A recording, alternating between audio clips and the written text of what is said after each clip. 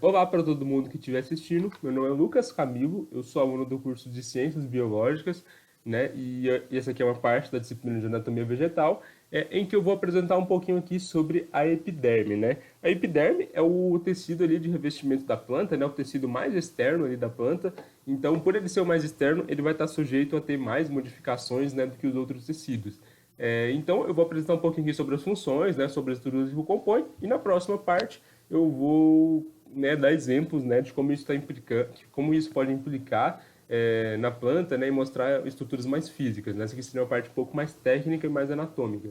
Então, a epiderme ela pode ser composta aqui por uma ou várias camadas, né, várias camadas de células epidérmicas comuns, que são as células epidérmicas que não possuem nenhum tipo de estrutura especializada, né? São células epidérmicas ali normais que não vão ter uma função mais específica. Né? Ela pode ser composta de uma ou várias camadas, ela pode ter cutícula ou não, né? Geralmente tem cutícula sim, e a cutícula é uma estrutura composta por gorduras, né? Que seriam tipo lipídios e ácidos graxos ali, que vão ter a função de dar impermeabilidade e servir como uma barreira física, né? Então aqui a gente consegue ver a cutícula bem definida, né? E tudo mais da célula epiderme, da epiderme, né? Então a epiderme ela pode ser encontrada nas folhas, né, em qualquer idade da planta, e no caule, quando a planta é jovem ainda, né? Quando a planta ali está crescendo, começando a crescer ali, né, em comprimento, a gente consegue encontrar a epiderme no caule. Depois ela vai sendo substituída por um outro tecido, né? E daí vai ser possível encontrar a sua epiderme na folha, né? Então, essas seriam as localizações dela. E a função da epiderme está relacionada com o revestimento, com a disposição das células. Por causa da disposição das células, ela vai ter uma função de revestimento, vai impedir a ação de choques mecânicos, proteger contra agentes patogênicos, né, que são causadores de doenças, vai restringir uma perca de água excessiva, né? E além disso, como ela tem várias modificações, cada modificação ali vai ter uma função específica.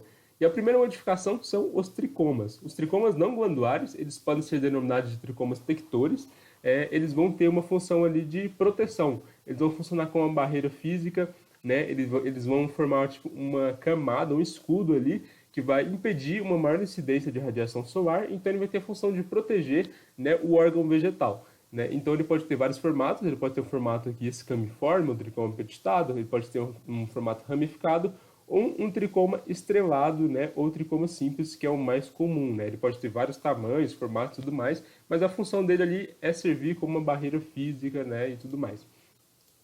E uma outra estrutura aqui são os tricomas glandulares, que é um outro tipo de tricoma, né, que a diferença é que este produz um tipo de secreção.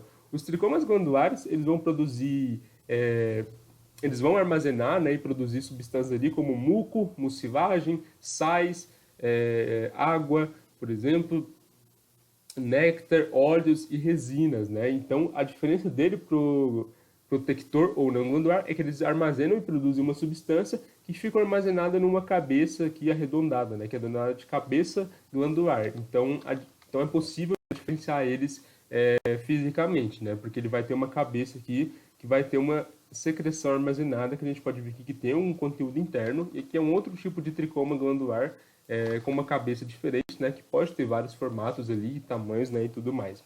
Uma outra estrutura pertencente à epiderme são os estômatos. Os estômatos, ele pode ter vários formatos, né? Isso vai variar de espécie para espécie, né?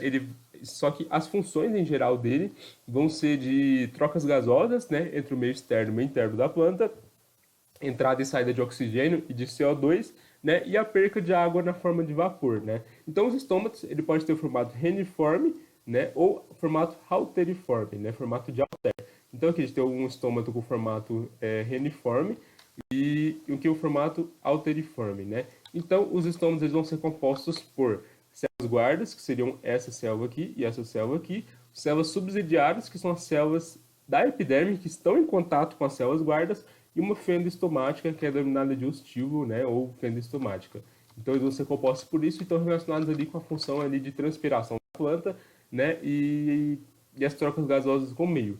Além disso, a gente tem aqui, né, as células silicosas e suberosas, né, que vão estar relacionadas aqui com o armazenamento e a produção de algumas substâncias, como o suber e a sílica, né, e a gente também tem as células buliformes, né, que, deixa eu encontrar ela aqui, tá ali em cima. A gente tem aqui as células buliformes, que vão estar relacionadas com o armazenamento de água na epiderme, né? Pode estar em plantas aquáticas, né? Ou também pode estar em outras plantas. Então a gente tem as células buliformes. Então, essa primeira parte aqui foi mais para caracterizar, falar um pouquinho aqui das funções gerais, né, e mostrar como que é a anatomia mais técnica, né, da epiderme. Então, e agora nessa próxima parte eu vou tentar mostrar aqui como a aplicação disso, né, como que isso está na planta e alguns exemplos aqui da epiderme, né. Então seria isso. Então, uma das características da epiderme é que elas podem armazenar substâncias, né? Então, quando a gente vê flores, frutos, né, e folhas com colorações bem diferentes ali, né, bem chamativas, está relacionado com o possível armazenamento de substâncias da epiderme, né? Está relacionado com isso, né? E também uma outra característica é que a epiderme ela pode ter vários tipos celulares, né? A gente tem aqui uma célula epidérmica comum de um tipo, aqui de outro, né? Elas podem ter vários formatos aqui, né?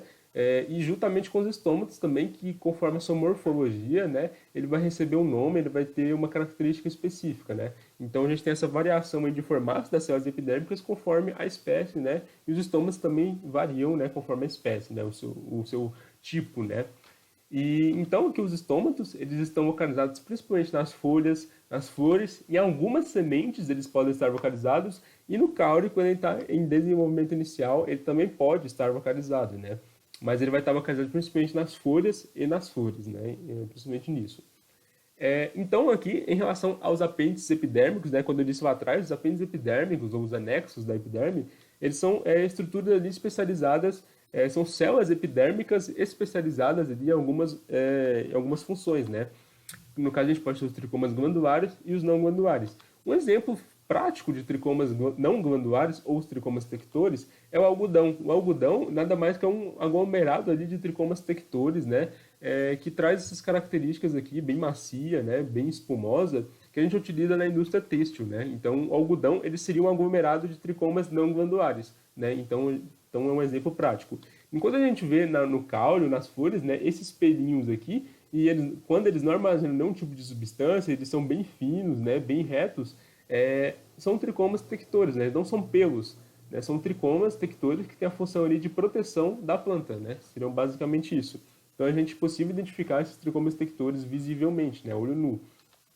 E em relação aos tricomas glandulares, ele é fácil de identificar porque ele tem uma cabeça, né, uma glândula aqui na sua extremidade bem globosa e bem redonda, né, que vai estar relacionado com a produção e o armazenamento de óleos, néctar, sais, resinas, mucilagem, suco digestivo, no caso de plantas carnívoras, né, enfim. Então, ele vai estar relacionado com isso. E uma característica dos tricomas glandulares é que eles estão presentes em muitas folhas, no caso aqui da urtiga. A urtiga é essa planta comum, que todo mundo sabe que ela tem uma secreção que arde, que coça bastante, que irrita a pele, que está relacionada com os tricomas glandulares e a substância que ele armazena, né? Então, os tricomas glandulares da urtiga, ele tem uma extremidade bem fina, que quando você encosta nele, ele causa microlesões ali na pele, né, que vai liberar essa secreção que está na base dele e vai causar essa irritação na pele, né? Então, quando você tocar em uma urtiga, você vai saber que você tocou ali nos tricomas glandulares da folha dela, né? Então, uma coisa prática do dia a dia. Uma outra coisa prática são os chás, né? Quando a gente faz chás de folhas, né? No caso aqui de erva cidreira, né? Muitas vezes podem estar relacionados com os tricomas glandulares, né, que estão presentes nas folhas, que produzem alguma substância ali que é medicinal para a gente, né? Então está relacionado com isso. Um outro apêndice epidérmico que a gente tem são os acúbios, né? Os acúbios são estruturas semelhantes a espinhos, mas não são espinhos, né? Que são proeminências ali, né? Projeções das células epidérmicas, né? Que tem a função de proteção da planta. Então, os acúbios, né? Está presente principalmente na rosa, né? Rosa, agora a gente sabe que não tem espinho, ela tem acúbios. E para você identificar uma diferença entre espinho e acúbio, é você pegar essa estrutura e tentar destacar. Se ela sair facilmente, tem um acúbio, se não, tem um espinho, né? Então, é uma característica aqui da epiderme. A gente tem aqui os pelos radiculares, né, que é um tipo de apêndice epidérmico que vai estar relacionado que vai estar na raiz e relacionado com a absorção de nutrientes, né, e água e sais minerais ali, né, do solo, né? Então a gente tem aqui, né, essa semente, essa raiz aqui com vários pelinhos, né, que são os pelos radiculares para absorção, né? Aqui a gente tem os pelos radiculares visto no microscópio, né? Então seria basicamente isso, né, essa parte aqui de epiderme. e eu finalizo por aqui, né?